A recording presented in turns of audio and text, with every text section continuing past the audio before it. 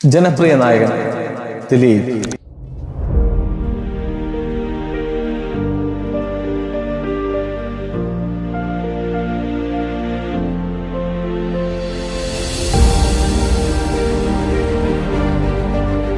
നമുക്കെല്ലാം പരിചിതനായ മലയാള സിനിമയിലെ സുപ്രധാന നടൻ. പക്ഷേ 2017 നടന്ന ആ സംഭവം മലയാള സിനിമയുടെ തന്നെ അടിത്തറ ഇളക്കാൻ പോകുന്ന ഒരു സംഭവമായി മാറി.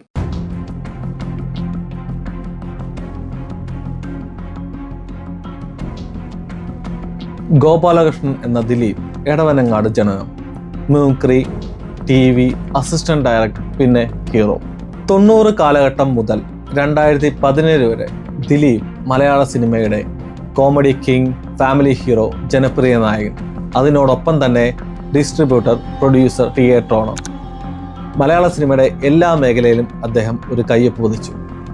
അതായത് അദ്ദേഹം ഒരു സ്റ്റാർ മാത്രമല്ല, ഒരു പവർ സെന്റർ കൂടിയായിരുന്നു. 2017 ഫെബ്രുവരി 17 മലയാളത്തിന്റെ ഒരു പ്രമുഖ നടിയെ വഴിമധ്യേ കാറിൽ കിഡ്നാപ്പ് ചെയ്തു, ആക്രമിച്ചു. ആ ഒരു ദുരനുഭവം അവർ വീഡിയോയിൽ പകർത്തുകയും ചെയ്തു. അന്വേഷണം തുടങ്ങി. Days past. പക്ഷേ 7 മാസത്തിന് ശേഷം ഒരു വൻ ട്വിസ്റ്റ് നടന്നു. ദിലീപിന് ഗൂഢാലോചനയിൽ പങ്കുണ്ടെന്ന് പോലീസിന്റെ കുറ്റപത്രം.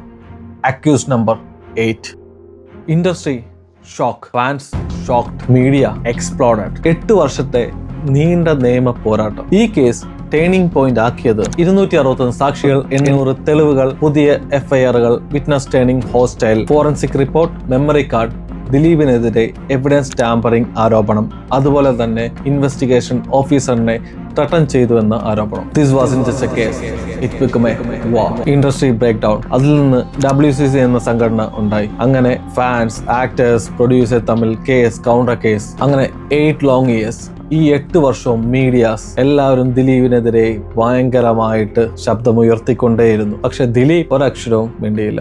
അങ്ങനെ finally 2025 December 8 Ernakulam principal session court historic judgment. 8 വർഷം നീണ്ട നിയമ പോരാട്ടത്തിനൊടുവിൽ ഗൂഢാലോചന കുറ്റം തെളിയിക്കാൻ കഴിയാതെ ദിലീപ് ഈ കേസിൽ 8ാം പ്രതിയായ നടൻ ദിലീപ് കുറ്റക്കാരനല്ല എന്ന് കോടതി വിധിച്ചിരിക്കുന്നു.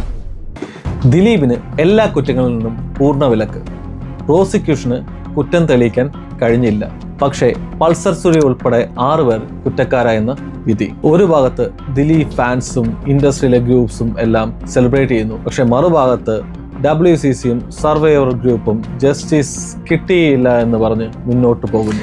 8 വർഷം നമ്മൾ ഒരു സൈഡ് മാത്രമായിരുന്നു കേട്ടുകൊണ്ടിരുന്നത്. ഇനിയും അയാൾ പറയണം, അയാൾ പറയുന്നത് കേൾക്കണം. അത് കേൾക്കാൻ ഇവിടുത്തെ എല്ലാവരും